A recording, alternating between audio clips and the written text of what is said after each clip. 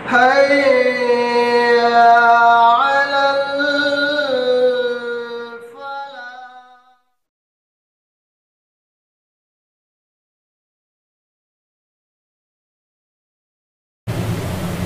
الحمد لله رب العالمين والصلاة والسلام على سيد المرسلين وعلى آله وصحبه أجمعين أما بعد الحمدللہ ہم نے سورہ بقرہ اور سورہ آل عمران کی تفسیر کو مکمل کر لیا ہے.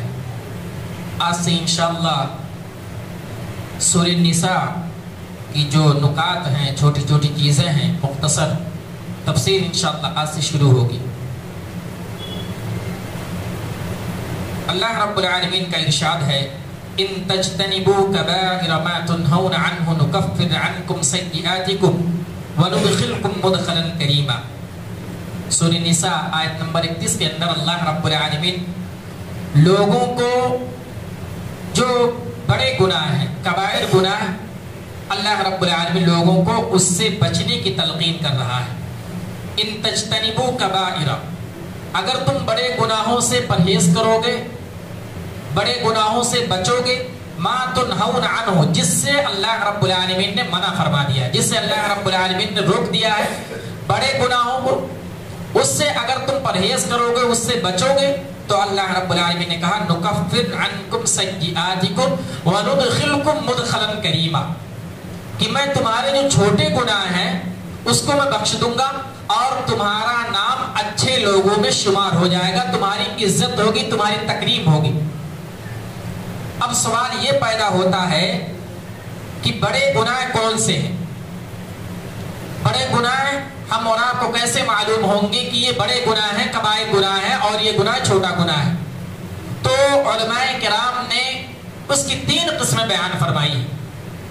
بیان فرمایا کہ وہ گناہ جس پر اللہ رب العالمین نے وعید بیان فرمائی ہے کہ اگر یہ کام تم کرو گے تو اللہ رب العالمین اس کا بدلہ دے گا، اس کی سزا دے گا. یہ ایک نشانی ہے بڑے گناہ کو پکڑنے کی. جیسے اللہ رب العالمین نے شراب کے بارے میں کہا انما الخمر والمیسر والانصاب والازلام رجس من عمل الشیطان فاجتنبوه. اللہ رب العالمین نے اسے منع فرما دیا اور فرمایا کہ نجس ہے، یہ گندگی ہے اور یہ شیطانوں والا عمل ہے. تو گویا کہ اللہ رب العالمین نے اس کی وعید بیان فرمائی ہے اور فرمایا کہ غلط چیز ہے، اس سے روکا ہے، اس کو منع فرمایا ہے. تو یہ شراب جو ہے، شراب پینا اور شراب بیچنا، یہ تمام چیزیں حرام کام ہے اور کبائر گناہوں میں سے یہ بڑے گناہ ہیں. اسی طریقے سے دوسری قسم یہ ہے کہ اللہ اور اس کے رسول کی اس پر لعنت بھیجی گئی ہو. اللہ رب العالمین نے اس پر لعنت بیان فرمایا ہے کہ اگر یہ گناہ، اگر یہ کام تم کرو گے تو اللہ رب العالمین تمہارے اوپر لعنت بھیجے گا، تمہارے اوپر اللہ اور اس کے رسول کی لعنت ہوگی. یہ گناہ پہچاننے کی دوسری شکل ہے. بڑے گناہ، کبائر گناہ کو پہچاننے کی دوسری شکل ہے. اور تیسری شکل یہ ہے کہ اسلام نے، اللہ اور اس کے رسول نے اس پر حد نافذ کر دیا ہو کہ اگر تم یہ کام کرو گے تو تمہارے اوپر یہ حد نافذ کی جائے گی. جیسے کہ اگر کوئی آدمی چوری کرتا ہے تو اللہ رب العالمین نے کہا والسارق والسارقۃ فاقطعوا ایدیہما، کہ اگر کوئی آدمی ہاتھ سے چوری کرتا ہے تو اس کا ہاتھ کاٹا جائے گا. اللہ کے نبی صلی اللہ علیہ وسلم کی حدیث ہے لو سرقت فاطمہ بنت محمد لقطعت یدہا، کہ اگر فاطمہ بنت محمد بھی چوری کی ہوتی تو میں اس کا ہاتھ کاٹ دیتا. تو گویا کی چوری بھی کبائر گناہ، بڑے گناہوں میں سے ہے اور اس سے ہم اور آپ کو بچنا چاہیے. اور اسلام کے اندر علماء کرام نے، فقہائے دین نے 100 سے زائد تعداد میں بتایا ہے کہ یہ بڑے گناہ ہیں. اور ہم اور آپ کو معلوم ہے اگر کوئی آدمی بڑے گناہ کرتا ہے، کبائر گناہ کرتا ہے تو معاشرے میں اس کی کوئی عزت ہوتی ہے. کوئی آدمی زنا کرتا ہو، کوئی آدمی چوری کرتا ہو، کوئی آدمی جھوٹ بولتا ہو، کوئی آدمی شراب پیتا ہو تو معاشرے میں اس کی کوئی عزت ہوتی ہے؟ نہیں، اس کی کوئی عزت نہیں کرتا، اس کی کوئی تقریب نہیں کرتا، اس کو کوئی نہیں بلاتا. اللہ رب العالمین نے کہا اگر تم اس سے باز رہو گے، کبائر گناہ کو چھوڑ دو گے تو اللہ رب العالمین تمہارے چھوٹے گناہوں کو معاف کر دے گا اور تم کو وندخلکم مدخلا کریما، تمہارا نام اچھے لوگوں میں شمار کر دیا جائے گا. اللہ رب العالمین خود کہہ رہا ہے کہ میں تمہارا نام، تمہارا شمار جو ہوگا اچھے لوگوں میں ہوگا، عزت والے لوگوں میں ہوگا. اس لیے ہم اور آپ کو کبائر گناہ سے بچنا چاہیے اللہ رب العالمین نے اس سے منع فرمایا ہے. اور اسی طریقے سے ایک قتل ہے, قتل کا کرتا یہ بھی جو ہے اللہ رب العالمین نے منع فرمایا, یا ایھا الذین آمنوا کتب علیکم القصاص فی القتلى, کہ اللہ رب العالمین حد نافذ کر دیا ہے کہ کوئی آدمی اگر کسی کو قتل کرتا ہے تو اس کو بھی قتل کر دیا جائے گا. اسلام کے اندر بدلہ لینا جائز ہے. تو یہ بھی کبائر گناہ میں بڑے گناہوں میں سے ہے, اور اللہ رب العالمین نے اس سے ہم اور آپ کو منع فرمایا ہے. اسی طریقے سے آگے جب پڑھتے ہیں تو اللہ رب العالمین نے عورتوں کے بارے میں یہ بتلایا ہے کہ جو شوہر ہیں, جو مرد حضرات ہیں, وہ عورتوں پر حاکم ہیں, ان کے نگہبان ہیں, ان کے دیکھ ریکھ کرنے والے ہیں. اللہ رب العالمین نے کہا الرجال قوامون على النساء بما فضل الله بعضهم على بعض وبما انفقوا من اموالهم, کہ جو مرد حضرات ہیں وہ عورتوں پر حاکم ہیں. بما فضل الله بعضهم على بعض, کیونکہ اللہ رب العالمین نے ان کو فضیلت دی ہے, ایک دوسروں پر فضیلت دے رکھی ہے. وَبِمَا أَنْفَقُوا مِنْ أَمْوَالِهِمْ, اس لیے کہ وہ لوگ اللہ کی راہ میں مال کو زیادہ خرچ کرتے ہیں. فضیلت کس اعتبار سے ہے کہ اس دنیا کے اندر جتنے نبی بھیجے گئے وہ سب کے سب مرد حضرات تھے. جتنے نبی آئے سب کے سب مرد تھے. اسی طریقے سے حدیث کے اندر ہے کہ عورتوں کو اللہ رب العالمین نے جب پیدا فرمایا عورتوں کو ناقص العقل بنایا گیا ہے. ان کا عقل جو ہے وہ آدھا ہے, مرد کے مقابلے میں عورتوں کا عقل جو ہے آدھا, یہ حدیث کے اندر ہے. اور اسی طریقے سے ہم اور آپ اپنے معاشرے کے اندر دیکھیں گے تو عورتوں کا مزاج یہ ہے کہ وہ تھوڑی ٹیڑھی ہوتی ہیں. اللہ کے نبی صلی اللہ علیہ وسلم نے کہا ہے کہ عورت اگر کسی بات پر اڑ جائے تو اس کو سمجھاؤ, اسی کے ساتھ ضد پر تم مت اڑو, وہ ٹیڑھی ہوتی ہے, ٹوٹ جائیں گی. اس لیے صبر سے کام لو.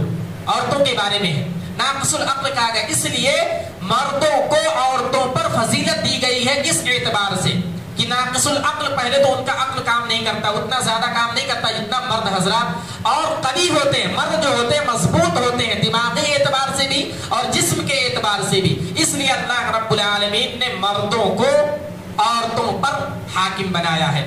اور آگے بیان فرمایا کہ اگر کوئی عورت آپ کی زوجیت میں ہے, آپ کے گھر میں ہے, اگر نیک ہے تو بہت اچھی بات ہے, بہت ہی عمدہ بات ہے. اللہ کے نبی صلی اللہ علیہ وسلم کی حدیث ہے خیر متاع الدنیا المرأة الصالحہ, کہ دنیا کی سب سے بہترین چیز, دنیا کی سب سے عمدہ چیز اگر آپ کو مل جائے وہ کون؟ المرأة الصالحہ, نیک بیوی اگر آپ کی زندگی میں آ جائے تو یہ جان لیجئے کہ دنیا کی سب سے بہترین چیز ہے. اور اللہ رب العالمین نے نیک اور خواہش اور اچھی جو عورت ہے اس کے بارے میں قرآن مجید میں کہا گیا کون ہے, صفات کیا ہے, کیسے ہم اور آپ کو معلوم ہوگا کہ یہ نیک عورت ہے, یہ صالحہ عورت ہے, مومنہ عورت ہے. فالصالحات قانتات حافظات للغیب بما حفظ اللہ, کہ نیک اور پاک باز اور جو ہے تابع دار اور حفاظت کرنے والی بیوی اور اچھی عورت وہ ہے جو شوہر کے پیٹھ پیچھے, شوہر کے پیچھے, شوہر کی غیر موجودگی میں اس چیز کی حفاظت کرے جس کی حفاظت کرنے کی ذمہ داری اللہ رب العالمین نے دی ہے. اگر کوئی عورت آپ کے گھر میں ایسی ہے جو پاک ہے, اطاعت گزار ہے اور اپنے گھر کی اور آپ کی عزت کی جو حفاظت کرتی ہے تو جان لیجئے کہ وہ پاک باز ہے, پاک دامن ہے, صالحہ نیک ہے. اللہ رب العالمین نے صفات بیان فرمائی ہے. اور آگے بیان فرمایا کہ اگر کوئی عورت ایسی ہے جو نیک نہیں ہے, جو ضد پر اڑ گئی ہے, غلط کام پر اتر آئی ہے, بار بار تم سے لڑ رہی ہے, بار بار گھر میں فساد ہو رہا ہے, بار بار باتوں پر, ایک چھوٹی چھوٹی باتوں پر لڑائیاں ہو رہی ہیں, جھگڑے ہو رہے ہیں, تو ایک مرد کو کیا کرنا چاہیے, ایسے موقع پر کیا کرنا چاہیے؟ قرآن نے یہ تعلیم دی ہے کہ اس کو 3 طریقے سے اس کو ہینڈل کیا جائے, 3 طریقے سے اس کو سمجھایا جائے. معاملہ بہت زیادہ بگڑ گیا ہے, بات سمجھ میں نہیں آ رہی ہے, اس کو کیسے جو ہے ہینڈل کیا جائے. اللہ رب العالمین نے 3 طریقہ بتلایا ہے. پہلا کیا, اللہ رب العالمین نے فرمایا واللاتی تخافون نشوزہن, کہ اگر کوئی عورت, کسی عورت کے بارے میں خدشہ ہو گیا کہ یہ جو ہے غلط راستے پر اتر آئی ہے, غلط چیزیں کر رہی ہے, بار بار لڑ رہی ہے اور بات پر فساد کر رہی ہے, تو اللہ رب العالمین فَعِزُوهُنَّ، उनको सबसे पहले समझाइए, नसीहत कीजिए। इस्लाम ने ये तरीका बताया है कि उसको नसीहत कीजिए, अच्छी अच्छी बातें कीजिए, और जिस तरीके से वो खुश हो सकती है घर से बाहर ले जाकर के उसको घुमाया जाए। अगर आपको मालूम है कि इससे वो खुश हो जाएगी, मामला जो है सुधर जाएगा, बिगड़ेगा नहीं, तो ले जाकर के आप उसको बाहर घुमाइए। किसी चीज की जरूरत है जो कि तुम पूरा कर सकते हो उसको पूरा कीजिए, किसी चीज की खाने की जरूरत है उसको पूरा कीजिए। यानी कि किसी भी तरीके से उसको समझाइए कि मामला जो अपने हाथ में आ जाए, अपने कंट्रोल में आ जाए। फ़ाइज़ूहुन्ना, उसको सही तरीके से समझाया जाए। और अगर मामला इससे सही नहीं हो रहा है तो आगे अल्लाह रब्बुल आलमीन ने कहा वहजुरूहुन्ना फिल मज़ाजिअ, कि उसका बिस्तर अलग कर दिया जाए, उसको छोड़ दिया जाए। अगर कोई शौहर है अपनी बीवी से वो अलग हो जाए कुछ दिनों के लिए, ताकि समझाने के एतबार से कि वो समझ जाए बात को, दुश्मनी के तौर पर नहीं, समझाने के तौर पर कि समझा रहा हूं, बात नहीं समझ रही है, हो सकता है बिस्तर से अलग हो जाऊं, हो सकता है उसके दिमाग में समझ में आ जाए। ये इस्लाम ने तरीका बताया है। ये जो है कड़क कदम है कि आदमी अपनी बीवी से अलग हो जाए, लेकिन अल्लाह रब्बुल आलमीन ने तरीका बताया है कि आप कुछ दिन के लिए, कुछ घंटों के लिए, कुछ मिनट के लिए आप जो उनका बिस्तर अलग कर दीजिए, आप अलग हो जाइए। ये तरीका बतलाया। और इससे भी अगर मामला जो है कंट्रोल नहीं हो रहा है, मामला बिगड़ते हुए जा रहा है, तो अल्लाह रब्बुल आलमीन ने कहा वज़रिबूहुन्ना, मारा जाए। लेकिन हदीस के अंदर इसकी वजाहत कर दी गई है, मारना किस तरीके से, हल्का फुल्का, कि जिससे मामला जो है सुधर जाए। ऐसा ना हो कि और तूल पकड़ ले, मार दी, एक डंडा ऐसा मार दिया कि उसकी जिंदगी खत्म हो गई या हाथ पैर टूट गया, ऐसा नहीं। हज़रत अब्दुल्लाह इब्न अब्बास रज़ियल्लाहु ताला अन्हु से लोगों ने सवाल किया कि कुरान मजीद के अंदर, इस्लाम के अंदर ये है कि अपनी बीवी को मारा जाए अगर मामला बिगड़ जाए, तो क्या मतलब है? हज़रत अब्दुल्लाह बिन अब्बास रज़ियल्लाहु ताला अन्हु बयान फरमाते हैं कि आप जो है मिसवाक आदमी करता है, कितना पतला होता है, ऐसा एक उंगली के बराबर, उससे लेकर के एक ज़र्ब आप मार सकते, इतनी इजाजत है। इतना नहीं है कि मामला बिगड़ जाए, मार पीट दे, उसका सर फोड़ दे, हाथ तोड़ दे, पैर तोड़ दे, जिस्म तोड़ दे, ये नहीं है। वज़रिबूहुन्ना का ये माना नहीं है। ऐसा मारा जाए, हल्का फुल्का मारा जाए कि वो राहे रास्त पर आ जाए। अल्लाह रब्बुल आलमीन ने ये 3 तरीका बताया है कि अगर कोई औरत बददिमागी एतबार से वो फसाद पर उतर आए, गलत रविश पर चली जाए, तो उसको 3 तरीके से समझाया जाए। एक ये कि इस्लामी तरीके से उसको नसीहत की जाए, दूसरा ये कि अगर नसीहत से बात नहीं समझ में आ रही है तो बिस्तरा अलग कर लिया जाए, और तीसरा ये कि अगर उससे भी बात नहीं बन रही है तो तीसरा कदम ये है कि वज़रिबूहुन्ना, हल्का फुल्का मार दिया जाए, जिससे जो है वो सही तरीके पर आ जाए। फ़इन अतअनाकुम फला तबगू अलैहिन्ना सबीला इन्नल्लाहा काना अलिय्यन कबीरा। तो ये तरीका अल्लाह रब्बुल आलमीन ने बतलाया है अपनी बीवी को कंट्रोल करने का, जो मामला अगर बिगड़ जाए। इसी तरीके से अल्लाह रब्बुल आलमीन ने आगे चलते हैं तो एहसान करने का, लोगों के साथ एहसान करने का हुक्म दिया है। एहसान करना बहुत मुश्किल काम है, हमसे आपसे किसी से नहीं होता एहसान करना। एहसान के क्या माने हैं? अल्लाह रब्बुल आलमीन ने आयत बयान फरमाई, पहले इसको पढ़ लेते हैं। आयत नंबर 36 अन-निसा के अंदर, वअब्दुल्लाह वला तुशरिकू बिही शैअन वबिलवालिदैनि इहसाना वबिज़िल कुर्बा वल यतामा वल मसाकिन वल जारि ज़िल कुर्बा वल जारि जुनुबि वस्साहिबि बिल जंबि वब्निस सबील वमा मलकत अयमानुकुम इन्नल्लाहा ला युहिब्बु मन काना मुख्तालन फखूरा। पहले को अल्लाह रब्बुल आलमीन ने कहा कि अल्लाह के साथ किसी को शरीक ना ठहराओ, अल्लाह की इबादत में किसी को शरीक ना ठहराओ, और अपने वालिदैन के साथ एहसान करो।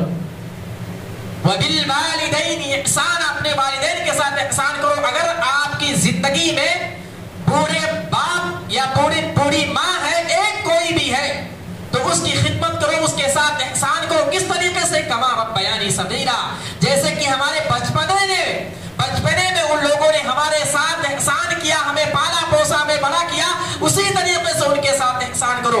वबिज़िल कुर्बा, अपने रिश्तेदारों के साथ जो है एहसान का मामला करो। अगर कोई रिश्तेदार है, जानने वाला है, अजीज व कारिब है, तो उनके साथ एहसान का मामला करो। वल यतामा, अगर कोई यतीम है, कोई बच्चा है, उसका बाप इस दुनिया से चला गया, इंतकाल कर गया, मर चुका है, उसको अगर देखो तो उसकी किफालत करो, उसके साथ एहसान करो। वल यतामा वल मसाकिन, कोई मिस्कीन है, रुपए पैसे की जरूरत है, उसके घर में खाने के लिए खाना नहीं है, पहनने के लिए कपड़ा नहीं एहसान करो। अल्लाह रब्बुल आलमीन ने ये बतलाया है और आगे बयान फरमाया वल जार, अपने पड़ोसी का ख्याल रखो, अपने पड़ोसी के साथ एहसान करो। जिल कुर्बा, कौन सा पड़ोसी? जो जानने वाला हो, पहचानने वाला हो, आपका मानने वाला हो, आपके बगल में रहता हो, जानने वाला हो, उसके साथ एहसान करना है। और आगे अल्लाह रब्बुल आलमीन ने कहा वल जारिल जुर्बी वस्साहिबी बिल जंबी वबिन सबील, और उस रिश्तेदार और उस जानने वाले, उस पड़ोसी के साथ भी एहसान करना है जिसको आप नहीं जानते हैं।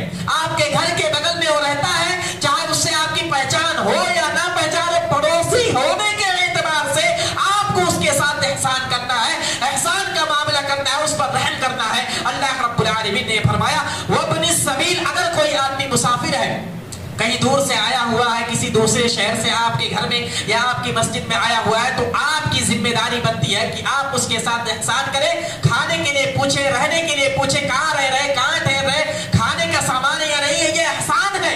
अल्लाह रब्बुल आलमीन ने तरीका बताया है वमा मलकत अयमानुकुम, अगर आपके अंडर में, आपके जो है इर्द गिर्द, आपके अंडर में कोई काम कर रहा है, उसके साथ भी एहसान करना है। ये नहीं होता कोई आदमी सेठ है, उसकी कंपनियां चल रही हैं, उसके जिम्मन में, उसके अंडर में लोग काम कर रहे हैं, तो उसके साथ जानवर जैसा सलूक किया जाता है, उसको इंसान समझा ही नहीं जाता है। उसके साथ एहसान का मामला करने को अल्लाह रब्बुल आलमीन ने कहा है। एहसान का मामला क्या है कि आदमी अगर काम कर रहा है तो उसकी जो तनख्वाह है महीना पूरा होते ही उसको दे देना चाहिए, एहसान है। अल्लाह के नबी सल्लल्लाहु अलैहि वसल्लम की हदीस है और आपको मालूम है कि मजदूर की मजदूरी उस वक्त दे देनी चाहिए कि उसका पसीना सूखने से पहले उसको दे देना चाहिए, क्योंकि आदमी करता है उसके बाद खाता है। बेचारा आदमी काम भी करे, मजदूर आदमी, उसके बाद अगर पैसा मांगे तो ऐसा लगता है कि क्या मांग लिया उसने।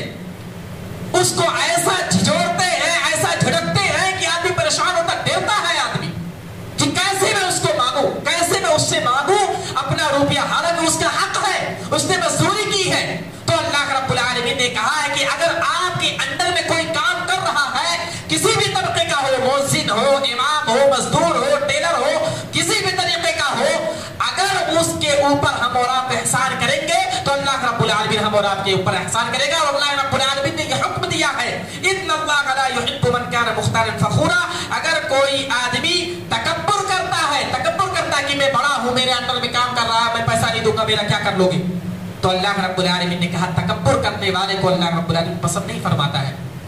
और हदीस के अंदर है कि इरहमू मन फिल अर्दि व यरहमुकुम मन फिस समा, ऐ लोगों तुम जमीन वालों पर रहम करो, अर्श वाला तुम पर रहम करेगा।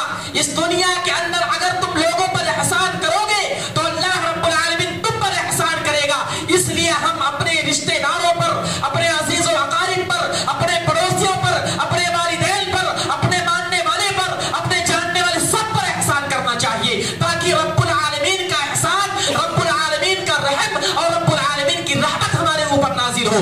इरहमू मन फिल अर्ज़ि व यरहमुकुम मन फिस समा, इस दुनिया के अंदर जितने लोग हैं अगर तुम उन पर रहम करोगे, अर्श वाला तुम पर रहम करेगा। ये अल्लाह रब्बुल आलमीन का फरमान है, अल्लाह रब्बुल आलमीन का कौल है ये कि तुम दुनिया वालों पर रहम करो, अर्श वाला तुम पर रहम करेगा। और इसी तरीके से अल्लाह के नबी सल्लल्लाहु अलैहि वसल्लम की हदीस है, कितनी प्यारी हदीस है, फरमा रहे हैं कि तुम अपने घर के अंदर अगर सालन बनाओ, गोश्त का सालन बन रहा है, कोरमा बन रहा है, तो आप जो है अपने सालन को इजाफा कर दो, ज्यादा बनाओ, थोड़ा पानी डाल करके ज्यादा कर दो, ताकि उसको अपने पड़ोसी के दे सको।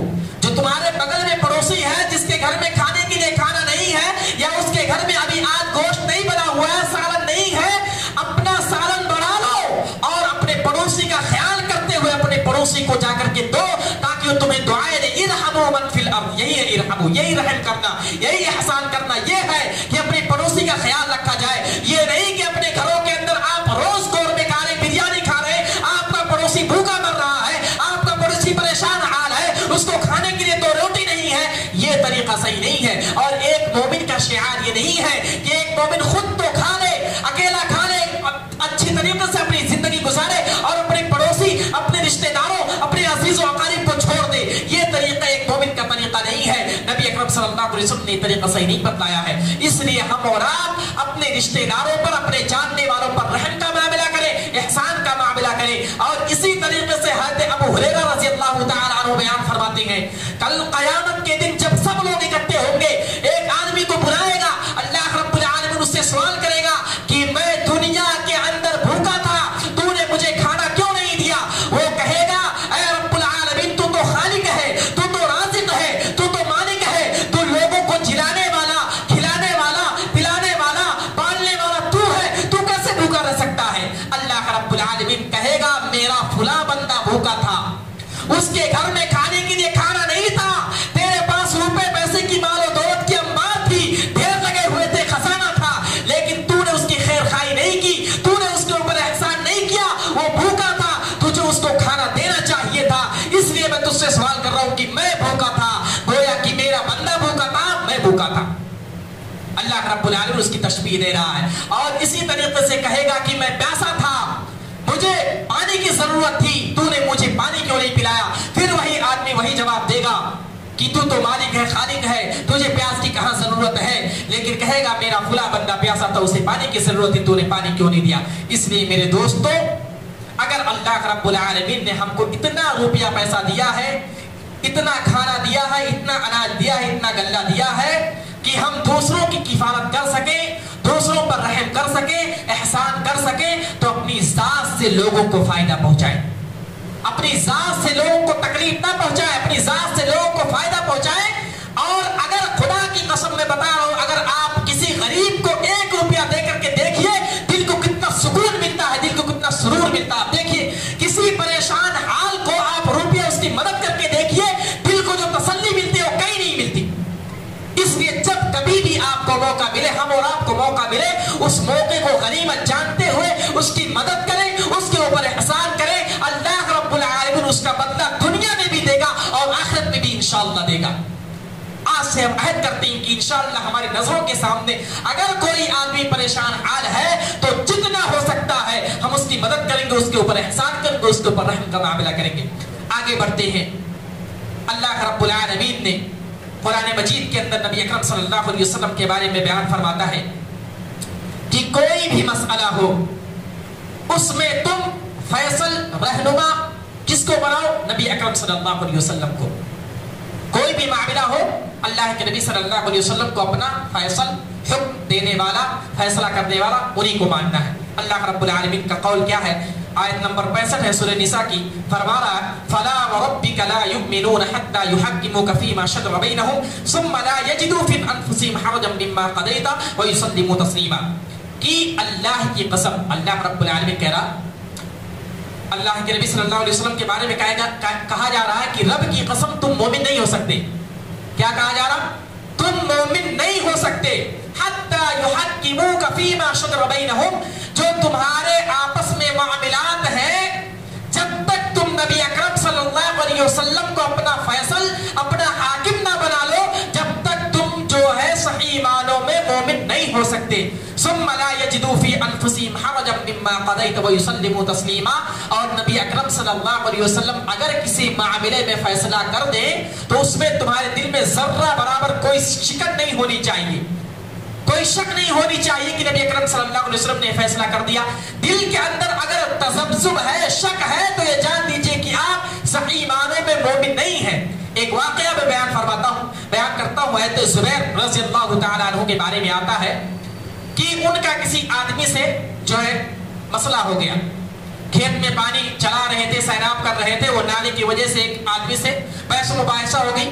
حضرت زبیر رضی اللہ تعالیٰ عنہ یہ نبی اکرم صلی اللہ علیہ وسلم کے پھوپھی ذات بھائی تھے.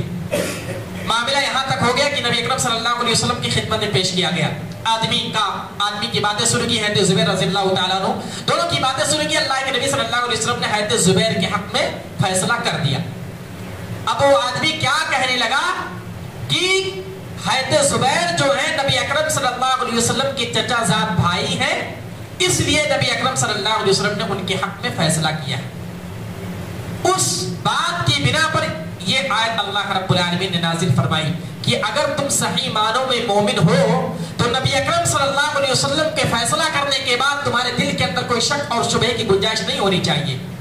قیل و قال مان لینا چاہیے کہ نبی کا فرمان ہے, نبی نے فیصلہ کر دیا, کچھ نہیں ہو سکتا. اور اسی طریقے سے دنیا کی زندگی میں جب ہم اور آپ کوئی بھی عمل کریں, نیک عمل کریں, کوئی بھی عمل کریں دین کے معاملے میں, جب نبی اکرم صلی اللہ علیہ وسلم کا حکم آ جائے تو اس میں پھر دماغ لگانے کی کوئی ضرورت نہیں ہے کہ یہ کیسے ہو گیا. نبی نے حکم دے دیا, کرنا ہے تو کرنا ہے, نہیں کرنا نہیں کرنا ہے.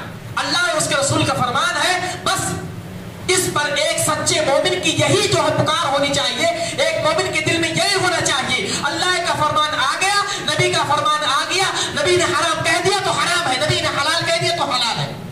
یہ ہے جو سچے معنوں میں مومن اگر کوئی ہے تو اس کے دل کے اندر یہی خواہش ہونی چاہیے. فلا وربک لا یؤمنون حتی یحکموک. اللہ رب العالمین نے کہا اللہ کی قسم تم سچے مومن, سچے معنوں میں, حقیقی معنوں میں مومن نہیں ہو سکتے جب تک تم اپنے ہر معاملے میں نبی اکرم صلی اللہ علیہ وسلم کو اپنا فیصلہ, اپنا حکیم نہ بنا لو. آگے بڑھتے ہیں. اللہ رب العالمین نے ایک بہت ہی پیارا میسج دیا ہے قرآن مجید کے اندر, سورہ نساء کے اندر, کہ اے لوگو تم آپس میں ایک دوسرے سے سلام کیا کرو. کیا کرنا؟ سلام کیا کرو. اور اگر کوئی آدمی آپ سے سلام کر رہا ہے تو اس کا جواب بہتر انداز میں دیا کرو.